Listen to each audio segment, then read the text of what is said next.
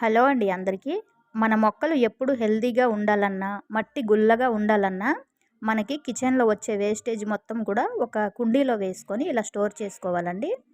ఏ రోజుది ఆ రోజు ఇలా ఒక కుండీలో వేసుకుంటుంటే సరిపోతుంది.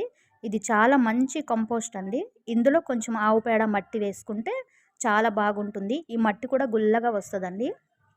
అయితే మనం కుండీ నిండా వేస్తే సగం వరకే వస్తది. కానీ ఇదైనా ఎందుకు పడేయాలి? ఎక్కడో చెత్తలో వేసేసి, మురికి కాలువలో వేసే బదులు ఇలా మనం సొంతంగా తయారు చేసుకుంటేనే బావుంటుంది కదా! నేనైతే పూజలో వచ్చే పువ్వులు గానీ, కూరగాయల వేస్టేజ్ ఇవన్నీ కూడా వేసేస్తూ ఉంటాను. నాకిది చాలా బాగా అనిపిస్తది. ఒక 2, 3 నెలలు వదిలేయాలండి. అలా వేస్తూ ఉండాలి. మనకి నిండిపోయిన తర్వాత ఒక 2, 3 నెలలు వదిలేస్తే మంచి కంపోస్ట్ అనేది తయారవుతుంది.